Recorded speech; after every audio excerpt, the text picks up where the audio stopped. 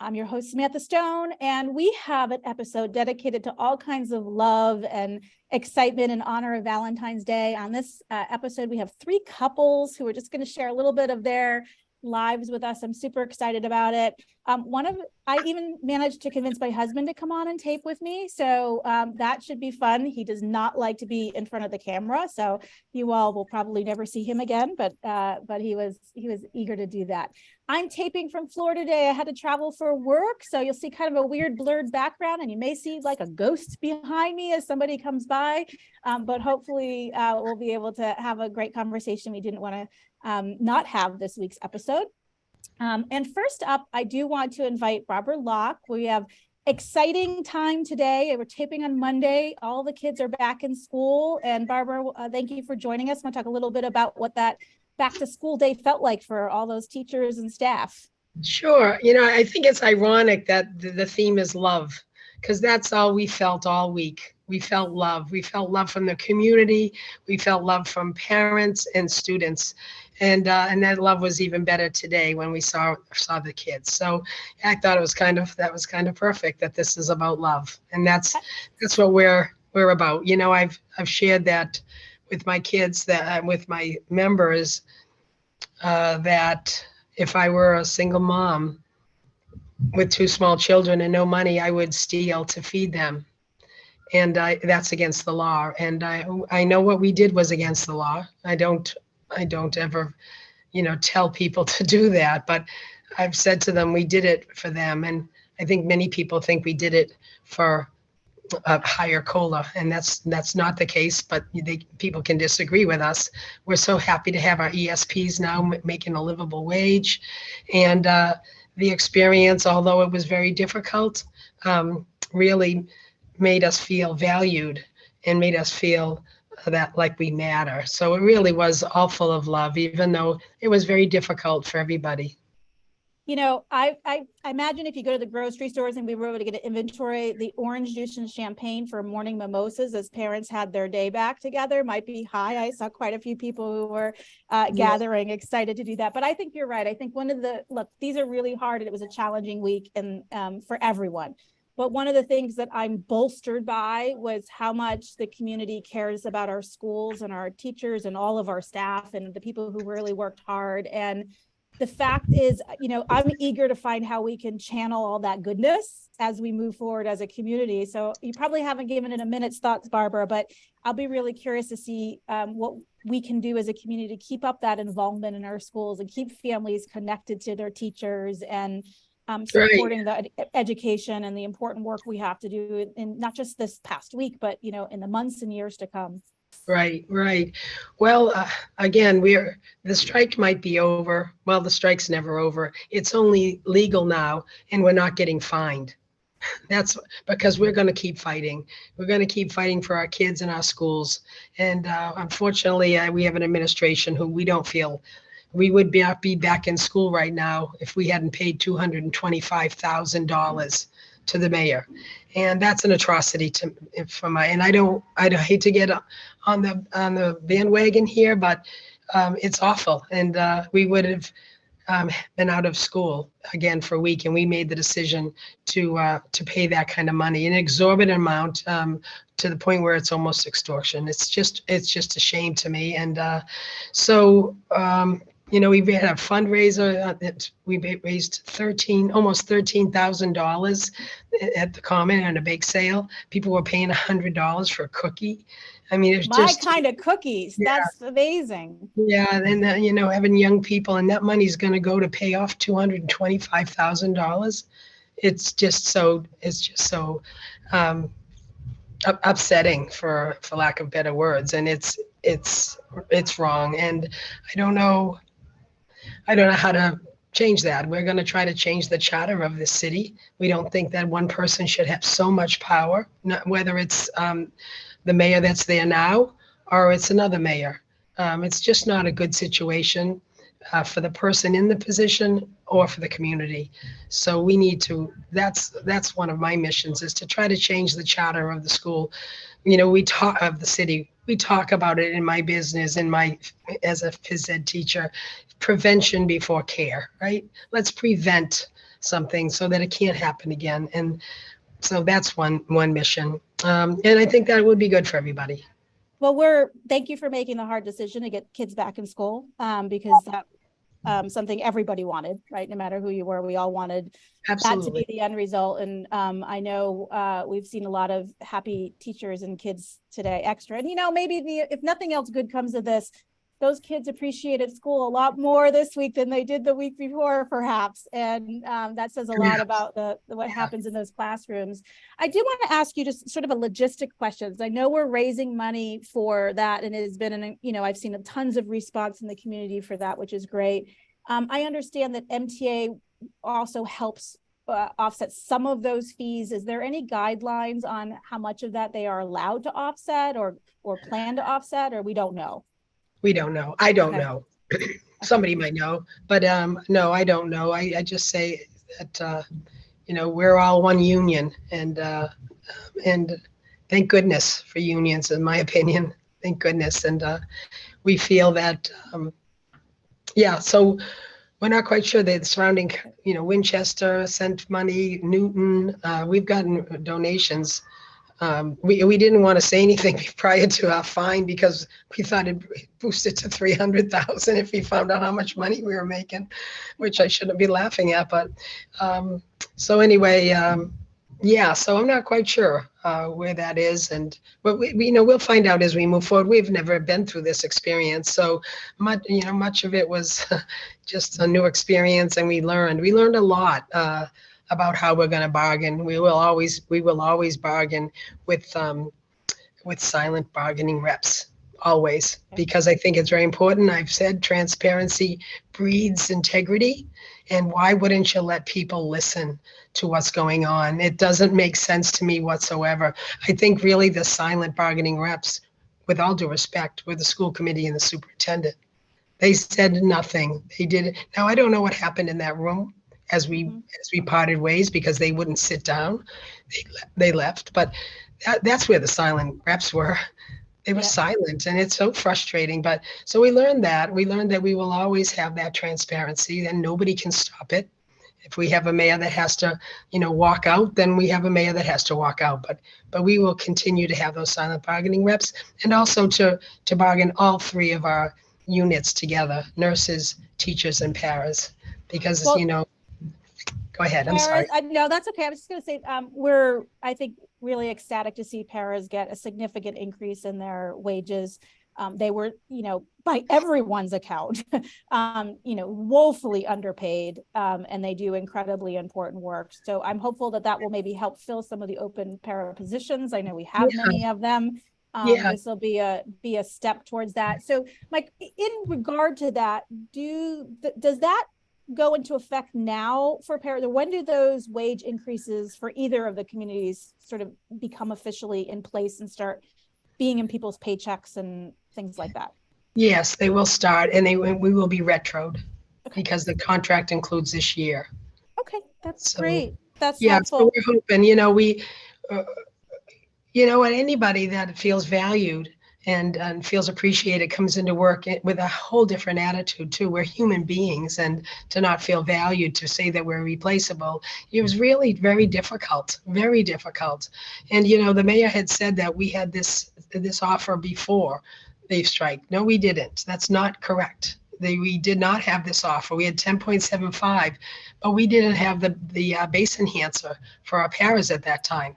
It was 10.75, which is over 4 years, 11.75, because we got a 1% last year. We did that to help the city, and in good faith. And it didn't seem like that was appreciated at all. We weren't rewarded for that good faith. So I mentioned the 1%, and the mayor reminds me that that's history, Barbara, that's history, but it isn't history. Look at our bills. So, really 11.75 over 4 years at a $22,000 salary. They can't even pay their premiums. Their increase goes to paying the premiums for their health insurance. So that's who we fought for, mostly. We fought for our ESPs, and so that's where we had to make the hard decision. It was not on the table before that.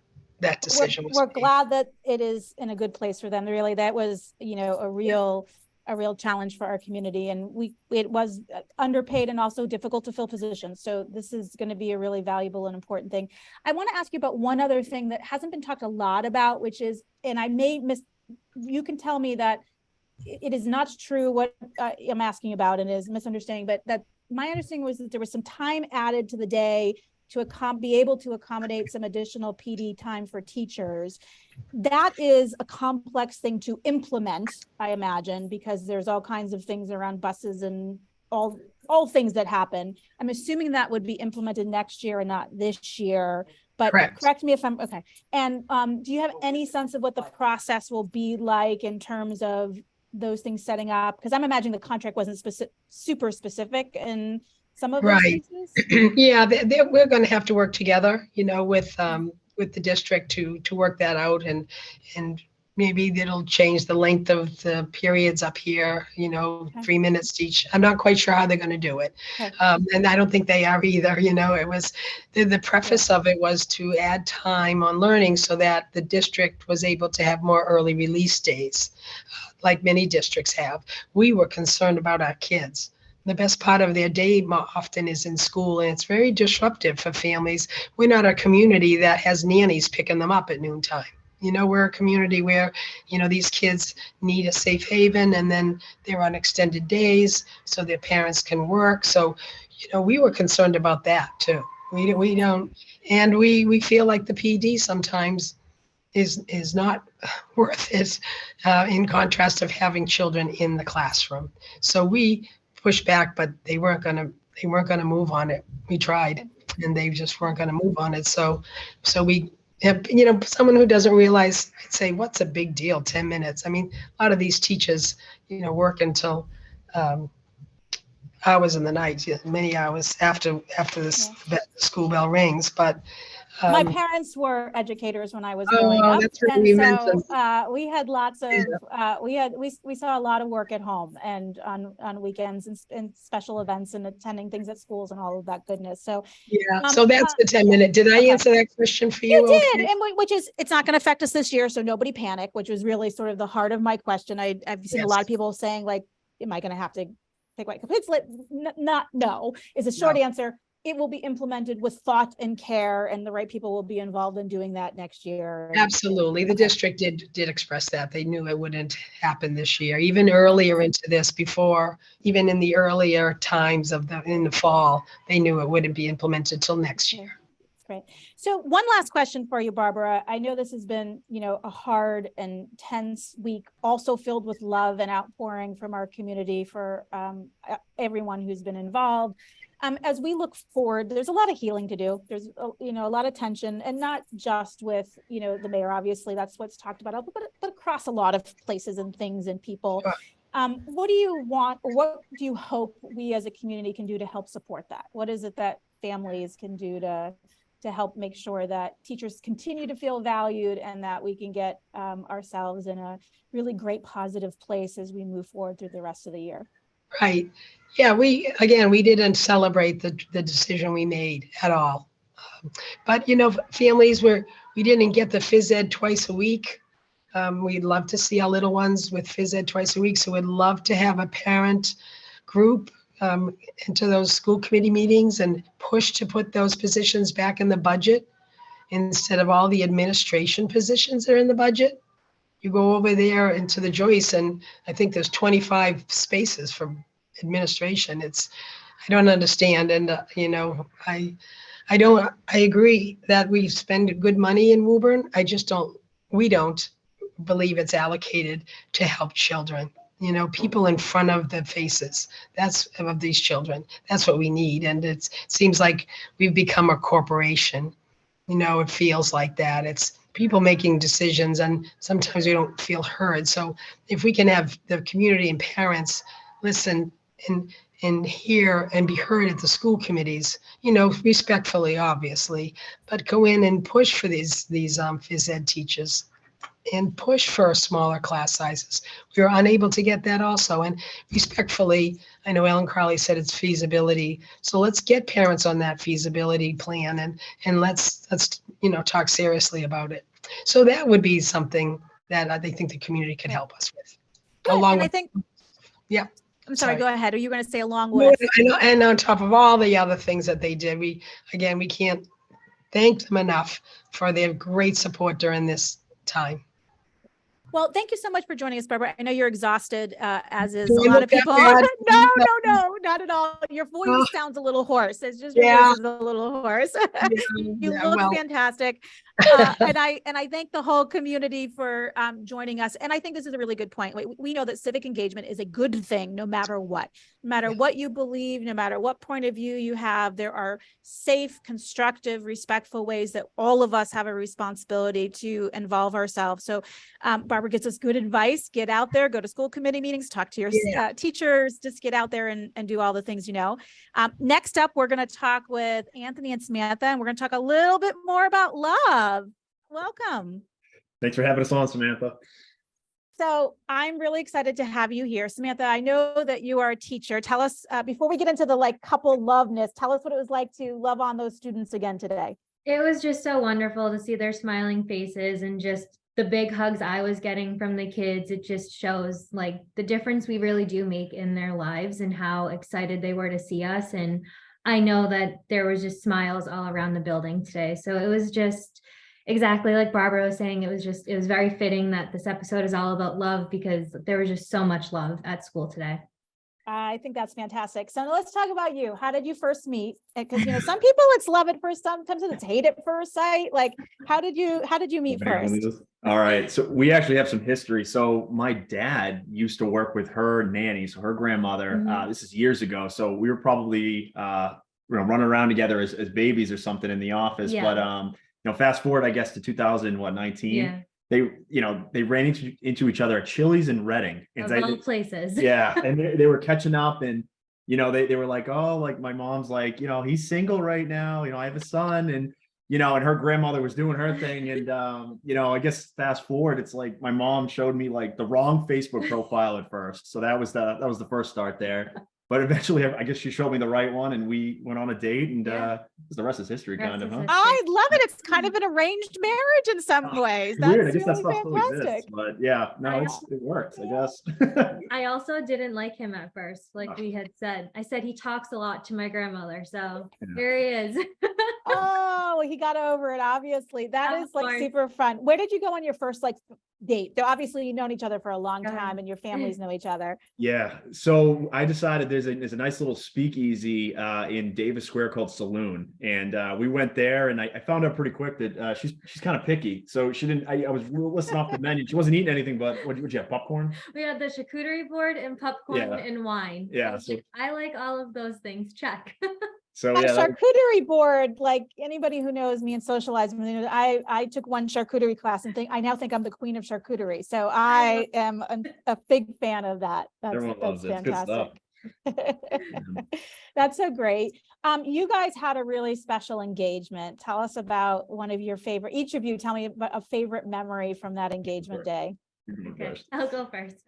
My favorite thing is we got the last rental car. So if we did not get the rental car, he would not have been able to take me to this beautiful place. And the resort we were staying at was just as beautiful, but he had this all planned out, and I had no idea. I suspected, I said, we're going to Italy, you might be coming, but I was like, when would he have gotten a ring? I had no idea when he had gotten the ring. So then we got the last rental car, and then I'm like, okay, maybe it's happening. He got the tripod and everything. I said, this is a little weird. So I started to get suspicious.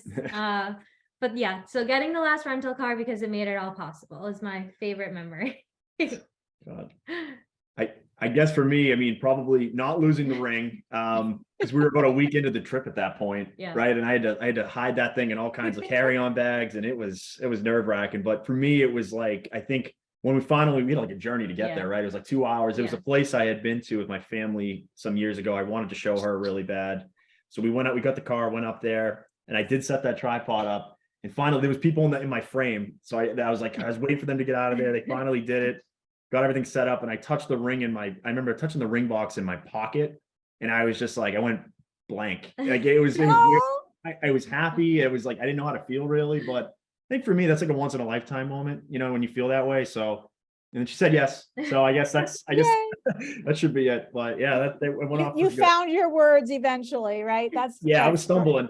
I didn't get down on my knee at first. You didn't. I didn't, because I this is the first time in my life, like I went blank, and like I didn't even like think about it. And then she looked at me weird, and I was like, okay, I gotta, so it was, oh God. Well, that is a really special memory. I love that. So you're in that pre-newlywed phase, obviously, but you've been together for some time and know each other. Tell me something silly that drives you crazy about the other one. I know there's got to be something. All right, you can go. Samantha, do you have a list? I mean, is there like a long It's like a never-ending list. It's like sometimes if he breathes funny, I'm like, what are you doing? But the silliest thing, and I don't know what it is, it's the way he loads our dishwasher. I just find myself rearranging everything, and it's just, I'm very much so like control freak sometimes. So I'm like, this is not supposed to go here. It can't go on the bottom. It has to go on the top. So like, I just find myself rearranging it every time, where I'm like, I'm just going to load it. Please don't load it anymore. So just so you know, I've been married 26 years, and it's a strategy my husband has used throughout our marriage. If I mess up the laundry, she won't ask me to do like, but he didn't know I'm stubborn and hate laundry enough that I just buy new clothes when he messes them up. So I love it. You never know. Anthony, what's your silly? It's tough choice. We got a cat a year ago, Cosmo, and she has this made up language that she speaks to him in, and I don't understand it. All of a sudden I'll hear from across the house speaking something weird, and I'm just like, oh my God, this again. It's every day I come home, the second she walks in that door, she just starts with it, and I'm just like, is that or is that and probably forcing me to go to Market Basket on a Sunday? I think that's one thing that I'm just like, I can do without. It's crowded. It's crowded on the weekend. Yeah. Oh, that is awesome. Well, it's good to know you're both human, right? And as excited as you are. So what advice would you have for someone who is starting on their journey and starting to plan their wedding and the big important day? What advice would you give those newly engaged couples? You want me to go?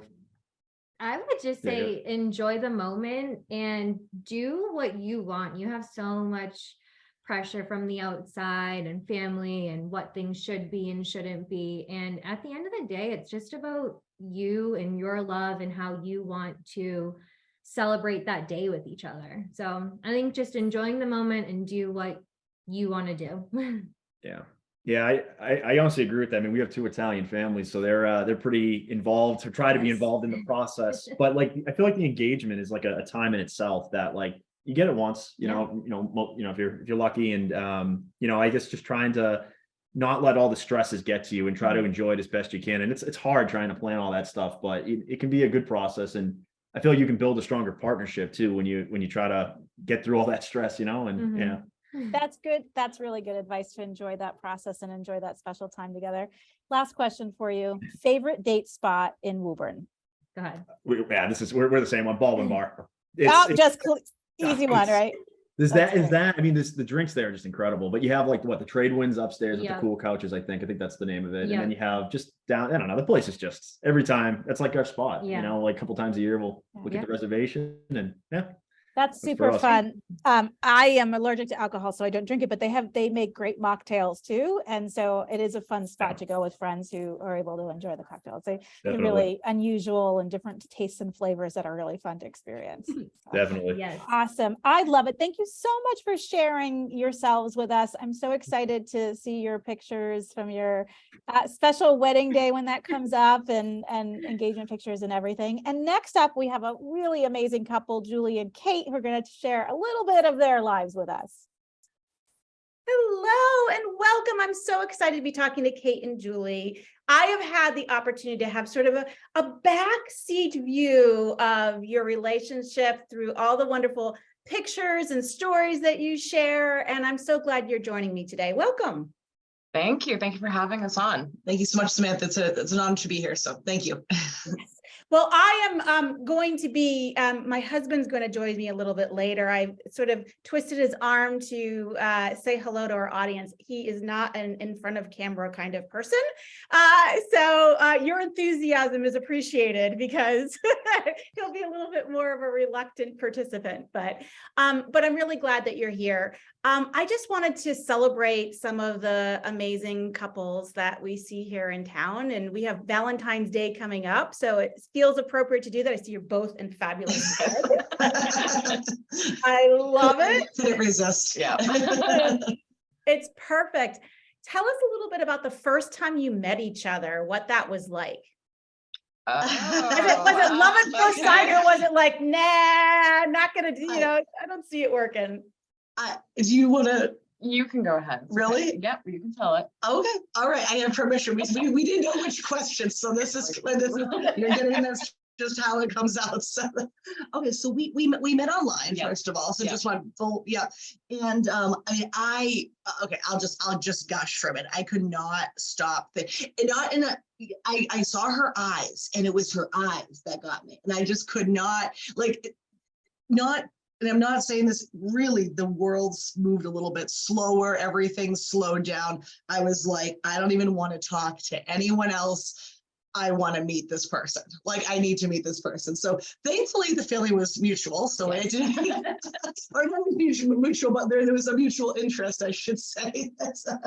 A cute story there, because I was in finals, and I was really nervous to meet her though. I was like, oh my gosh, she's so accomplished and she's pretty, like, what if she doesn't like me? I started to get really nervous, and I had finals, so I was like, you know what, can we just talk in like a week, because I have finals, I'm really busy. And then after 9 days, she wrote to me. It was very intense. She said, so it's been 9 days, exactly 9 days, more than a week. What's funny is I believe her, of course, but I don't remember actually saying that. But I think because I was trying to respect boundaries, and I of course know what being in school is like, and she was finishing her finals at UMass, and I'm like, okay, she's done a week, I want to be respectful. And I think I made a mental note of what that would be, because I also didn't want to look uninterested, so I needed to show commitment. I tell you, 9 days is like torture, Kate. Like, that's like a beyond. Your finals are definitely done at the end of 9 days, so I can understand her reaching back out. It was cute, and then we met in person at the Brickyard. We had lunch. That was our first date was at the very one and only Brickyard in Woburn. Yep. And I mean, at the end of the first, I think it went okay. Yeah, it went well. We had a great conversation. Oh yeah, no, I mean, but it went okay. I mean, I don't want to be presumptuous. I mean, I guess now it's a little. Well, I think it went well. Well, I guess my makeup was a mess, and I found that out later because I really don't know how to do my own makeup, and that's a whole other story. I was so nervous, and you were just so down to earth and friendly and generous, and you had this makeup coming down your face, and I was just like, this is adorable. I was trying because I was trying, and I don't usually wear makeup, but I was trying, and that was and then she gave me this. All are just the sweetest. Even just relaying the story is so fun to watch that and know that. Well, we're very glad that you met at the Brickyard finally. Yeah, we did. Yes. And the makeup coming down your face just adds to it, right? It's like all of that coming together. I don't do well with eyeliner, let me just tell you. So it's not a good, but what gave me hope was at the end, she gave me this really nice tight squeeze that I don't remember 9 days. She doesn't remember the squeeze. She gave me this extra little squeeze, like a hug at the end. And it was just a lunch date, because I was working weird shifts at the time, like home care nurse practitioner. So home care nursing in the morning, evening, a shift at night. So we met up for a couple lunch dates first, and anyways, so. Well, lunch is great. Rest is history. And safe, schedules aside, it's always fun because lunch is like, I don't know, it's less pressure, even though it's the same amount of time, but like there's less pressure at a lunch date. So I love that you did that. That is such a fun. Now I just have to ask, how did you figure out like the Brickyard? Was it just like you were both nearby? Like, how did that come to be?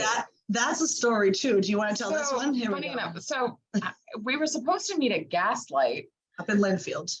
Interesting name for a restaurant. Yeah. my car broke down, and I live pretty close to the center. So I was like, my car broke down, and I said, oh no, like, I don't want her to think that I'm not interested. I don't want to, not show up. So I was frantically calling her. I said, can you just turn around and meet me in Woburn? And I said, there's a restaurant in the center of town. We could just walk there and go to lunch. And so that's how that happens. We were supposed to go up to Linfield, but yeah. Thanks for leaving out part of the story. I was trying to send like AAA to help her. So I went into I switched out of date mode and went into I'm a nurse kind of first responder mode. So I was like, is she safe? Is she okay? And then she's like, we hadn't even met yet. So I think I was trying to offer to drive you, and you're like, I was like, no. Yeah. So I'll just walk. It's okay. Yeah. Because Linfield would have been more like a midpoint. I was up in. I love that. And now every time you go by the Brickyard, you get to think of your first meeting. That's kind of nice. We sat outside, and it was a nice warm day. We sat outside on the patio, on the courtyard, whatever there. So yeah. I love it. Well, after some fabulous lunch dates, things progressed. You eventually got married. I've seen some pictures, beautiful, beautiful ceremony. If you have a picture you want to share with us, feel free to email it to me, and we'll make sure to flash it up on the screen. Tell me, each of you, Kate, we'll start with you. What's your favorite memory of your wedding day? I'll just tell you the honest truth. I don't remember anything from my wedding day. I swear it's like a total blur. I love my husband, and I do have a couple of funny things, but for the most part, I don't remember much, but there's a couple of special little things that stand out. So I'm curious what your little special thing might be. Well, okay. So just because we need to give a little bit of context. So we pulled together a very quick church wedding because I was diagnosed with very aggressive breast cancer at the time, and I'm doing okay now. But at the time, we didn't know what was going to happen. So we were just like, let's get married. And I was supposed to have my 40th birthday party, and I couldn't because I was sick. So I said, you know what would make this special for me is if I got to marry Julie on my birthday. So that's what we did. We got the church wedding going. And so I remember we were supposed to be waiting for a certain point in the processional song.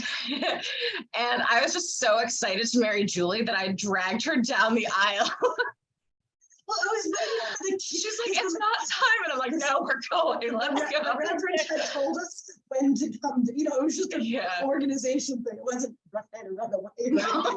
It was just, and then all of a sudden she's like, we're going. And she pushed my arm, and we just went. So that was and we had, it was not just because of COVID, it was also, of course, Kate was immunocompromised from cancer, and she was about to have, so our 1-year wedding anniversary is actually this Wednesday, February 1st, which is also Kate's birthday. So it's always going to, be Julie, if you ever forget that date, you're in double trouble. I have an easier time. There are less dates now to remember. I basically Christmas through February is where everything is, because that's Valentine's Day, birthday, anniversary, everything. So, I even have it on our bedroom pillow. It's embroidered. It's embroidered on a pillow, Samantha. It is a very special day, and I love that you were just so eager to walk down the aisle together. Julie, tell me about your favorite little memory from your wedding day.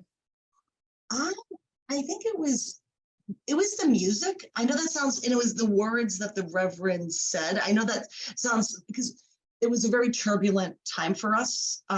Now that you met, and because of course we didn't know what was good. Thank God that Kate's doing much better now. So it's reflecting back, but still it was literally just under a year ago now.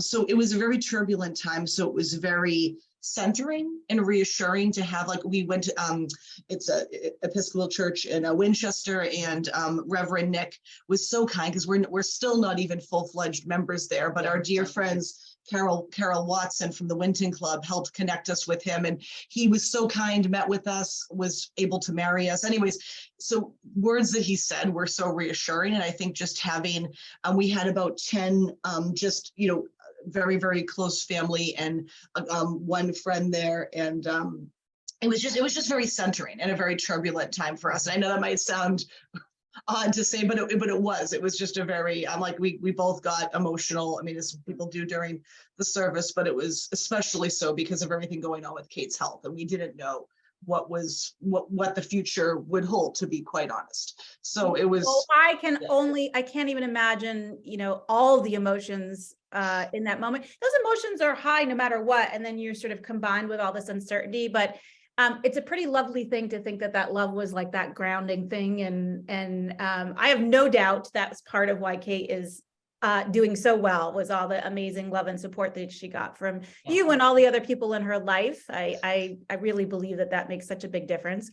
But we're going to get a little real now. So I want our viewing audience to also know that you are still human beings, and as adorable as you two are, and as grounding and amazing as we still, things aren't always perfect. Give us a little reality. Oh, yeah. That's one thing that just really drives you crazy about Kate. And Kate, I'm going to ask you the same thing about Julie.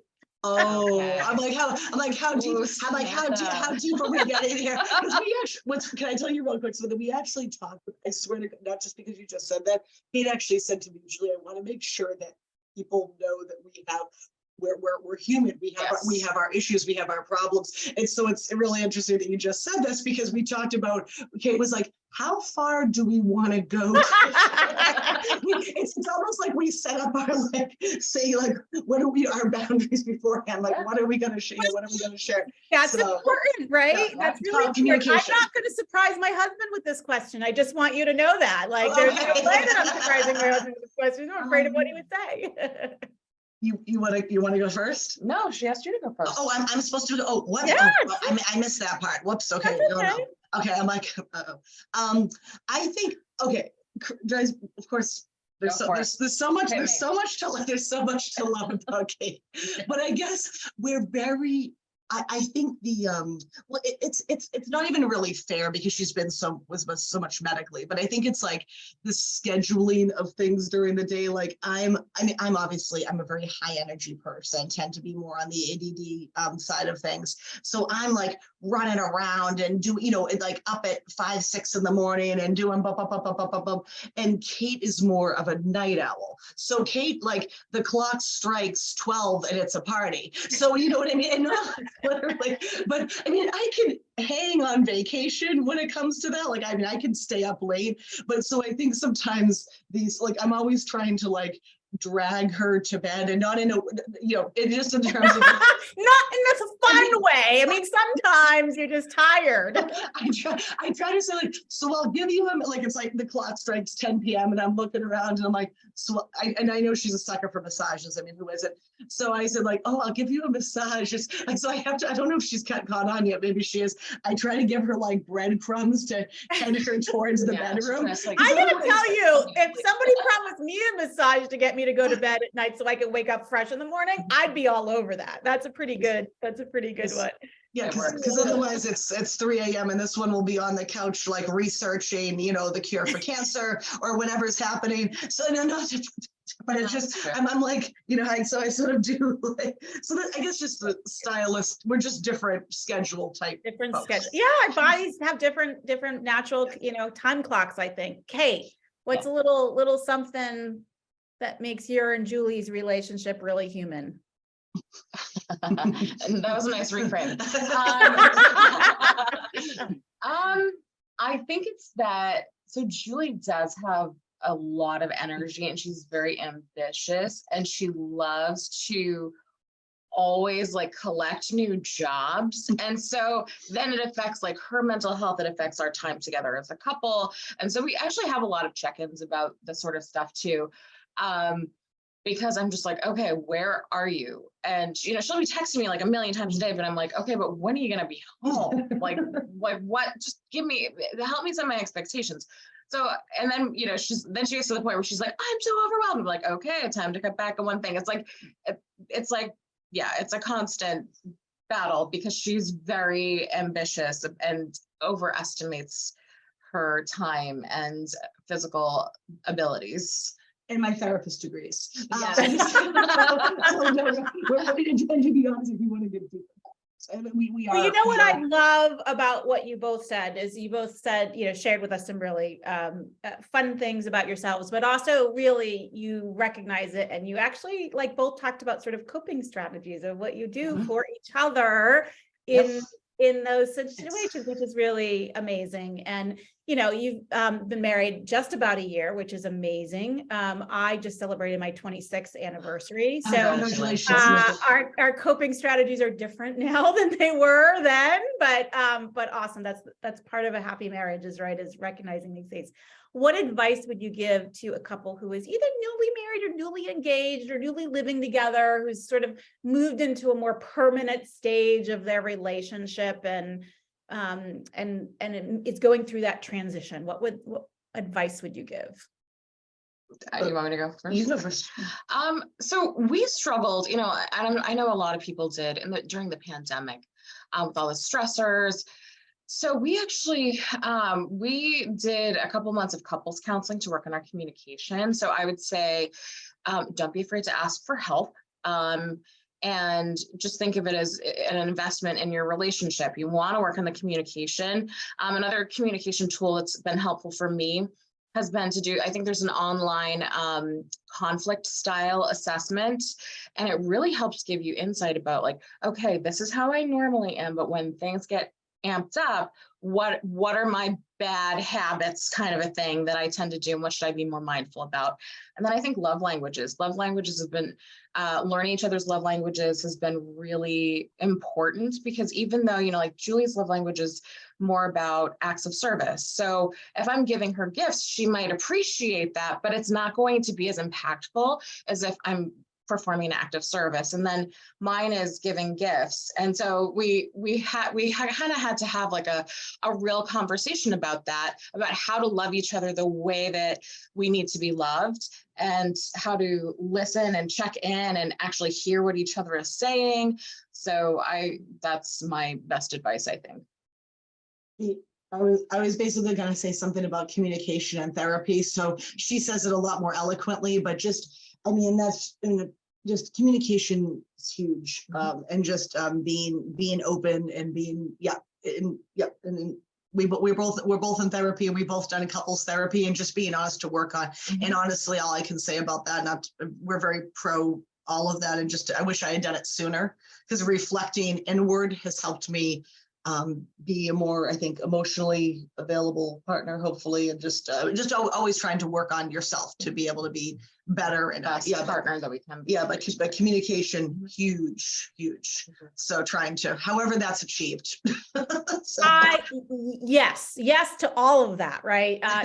So critical. My last question for you: what's your favorite Woburn date spot? Oh. This is what I should have had you write on a card and reveal to see if it was the same one, but I didn't think that far ahead. So I mean, we like, in terms of, because we love, the Baldwin is we like the Baldwin, but you know what? We love peppercorn with Annie over peppercorn. We like going to the movies because we both like popcorn, and we don't share popcorn because that's a source of conflict. No, yeah. So she accuses me to know your boundaries. You said that earlier, and having separate popcorn is critical in life. I love that. It's the butter on top who gets it issue. And she eats all the butter pieces, and then I put my hand in where did it go? So not that I'm against two popcorns, because you should do that. But also what you should always ask for an extra bag. You put half the popcorn in it, then you get the butter more even, then you can more evenly distribute the butter. So you both have the most buttery, completely. Interesting. Telling you, I've perfected the butter on the popcorn at the movie theater. Okay. Years of experimentation, but that half in between is pretty remarkable difference. And okay, I like that. That's a pro tip. I like that. Thank you. No, you're right. The movie, because we like to just chill and sit down, and it's just we watch a movie and we eat we have our snack, and then we go home. Because Woburn has so many fantastic spots and great restaurants. We love going for walks at the pond and things like that. But I think when we're stressed and we're just we need to kind of unplug, just go to the movies. Yeah. Go sit in a comfy chair. It's nice, decompress, get out of the house, especially if Kate, recent couple of years where Kate's been struggling with, medical issues. It's it's something we can do locally, and it's manageable, but we still get out of the house. And So it's been anyways, we like the movie theater. I Yeah, actually, love we do. it. Well, thank you so much for sharing a little bit of yourselves with us. This was really fun getting to know you, Kate. We are thrilled that you are in a much healthier place. Thank you. But and that has been, I'm sure, a really both rewarding first year of marriage, but also a challenging first year of marriage. So I hope that you're celebrating lots and lots of extra things right now. And we are so Yes. grateful that both of you joined us. Thank you. Thank you so much, Samantha. Next up, you're going to meet my favorite, David, my husband, and we're going to talk a little bit about us to get a little inside view of our relationship. Hey, and welcome. When I am taping the episode with our guests this week, unfortunately, I am in Florida and my husband will be in Massachusetts. I'm traveling for work and not pleasure.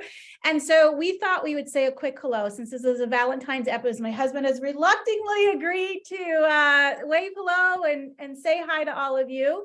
I'm really excited about some of the couples that are going to be on this show. We just wanted to inspire a little extra love and romance in the air as Valentine's Day is so close. So I thought I would just start by asking my husband to tell us his favorite memory from our wedding, because I think I know what he's going to say, but we'll find out. My favorite memory is she put the ring on the wrong hand when we got married. So technically, I don't know if we're still married. They're still officially married, I promise. And sadly, that is true. And it is captured in the photographs. When we got married, I have a thing with my right and left hand, just by way of explanation. It was my fault, but I want to give a little context for those that are out there. And I had taken my engagement ring and I had moved it onto my right hand as is custom. So when we exchanged rings in the wedding ring would go slide on properly. And so when he went to put the ring in my hand, I have a right left thing and I was in a little bit of a control freak sometimes. And so I sort of swatted him, that's the wrong hand. So he very politely put it on the other hand and was so nice and gentle to me. And then afterwards, my mother thanked me for saying, wow, it's so interesting that you did that sort of in European fashion. You put the rings on different fingers. And I was like, nope, I just made a mistake. And it is captured forever. In what photograph, honey? Number 38. Our wedding photos were numbered and that was in there. And actually I have to give a shout out to Tasha Studios because Chris actually took our photos for our wedding, which was super fun. My favorite memory from our wedding is actually towards the end of the evening. We dispensed with doing like a formal first dance and being announced in a big way because my husband definitely prefers to be behind the camera and not in front of it. And we wanted a really relaxed atmosphere for our wedding. We got married in an inn and we just wanted people to eat and drink and dance and have a good time.